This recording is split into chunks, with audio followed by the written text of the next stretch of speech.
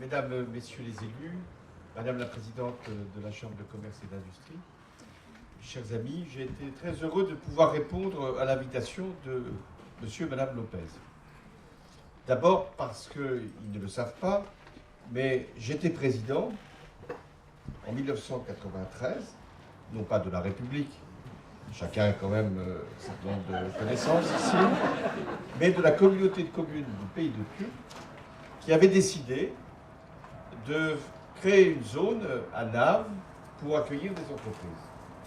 C'était la première communauté de communes du Limousin et c'était sa première réalisation, une aire ouverte pour que des entreprises puissent s'installer.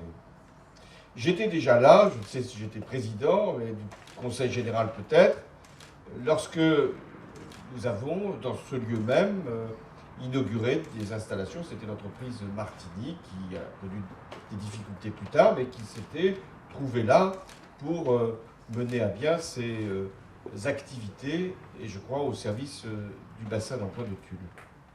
Puis cette communauté de communes est devenue Tulle Agglo. Alors là, ça a pris une dimension considérable. Des dizaines de communes sont maintenant regroupées et il y a une capacité d'intervention dont M. Delcher a donné la preuve.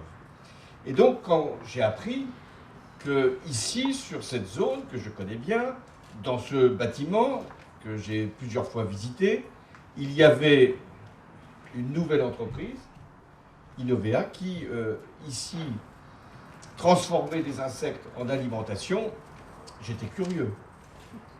Curieux de savoir d'où venaient les insectes, curieux de savoir comment on les transformait, on les agrémentait pour en faire des produits de consommation pour des animaux de compagnie, pour toutes sortes d'exploitations et peut-être demain pour d'autres utilisations. Et je veux vous féliciter parce que vous avez, vous, inventé une fabrication et un procédé. Il y a beaucoup d'entreprises qui travaillent à partir des insectes, mais vous avez déposé un brevet qui vous permet, sur ce type de production, d'être non pas les seuls, mais en tout cas les premiers.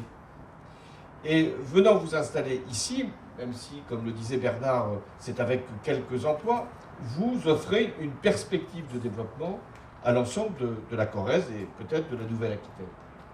Je ne sais pas jusqu'où ira votre aventure, mais vous avez toutes les conditions pour réussir. D'abord, vous êtes tous les deux pleinement mobilisés, vous avez déjà une expérience que vous avez acquise aussi dans un autre pays, la Roumanie.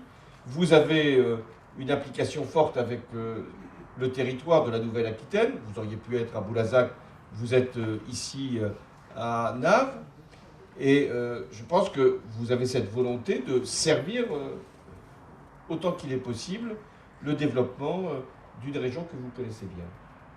Vous avez aussi eu l'idée d'une transformation de ce que nous regardons comme des insectes qui ne sont pas toujours comestibles à nos yeux, mais qui, demain, seront une part de l'alimentation.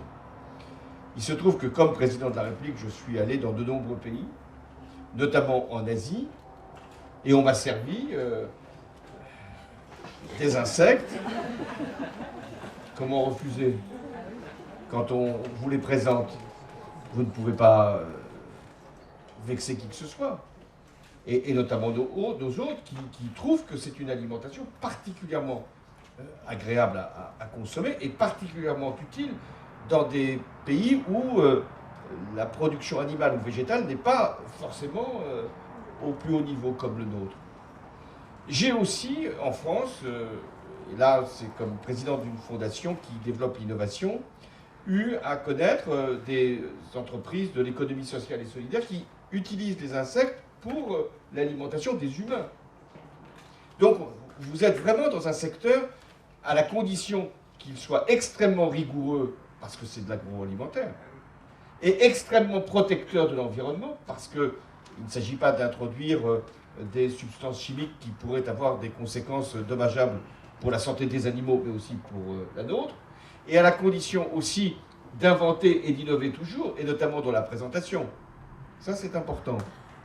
Parce que ce n'est pas la même chose de manger un produit à base d'insectes que de manger l'insecte lui-même. Donc, ça sera très important aussi de faire cet effort-là si on veut gagner de nouveaux marchés. Et je crois que vous êtes en train de bousculer des barrières psychologiques, mais aussi des barrières alimentaires.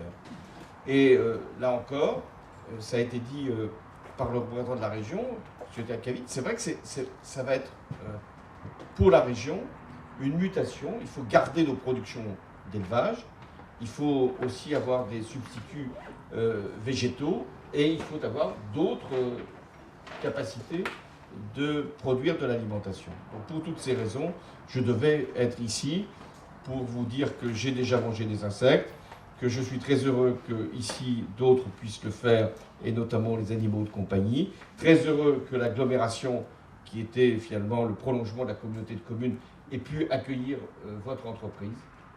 Et très heureux qu'il y ait ici des partenaires qui ont joué le jeu.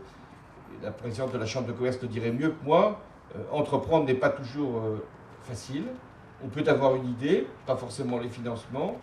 On peut avoir des besoins de recrutement, mais pas nécessairement les personnels qui correspondent. On peut avoir des marchés, mais on ne les pénètre pas aussi facilement, notamment à l'exportation. Donc on a besoin d'être accompagné. Et le rôle des collectivités, mais aussi des organismes consulaires et des banques, c'est de vous accompagner. Et moi-même, partout où j'irai, j'aurai mon petit panier et j'essaierai de convaincre chacune et chacun d'utiliser vos produits pour les animaux de compagnie ou pour d'autres espèces, peut-être même la nôtre. Donc faites en sorte de progresser, de prospérer au service du bien commun et de l'alimentation de tous. Merci.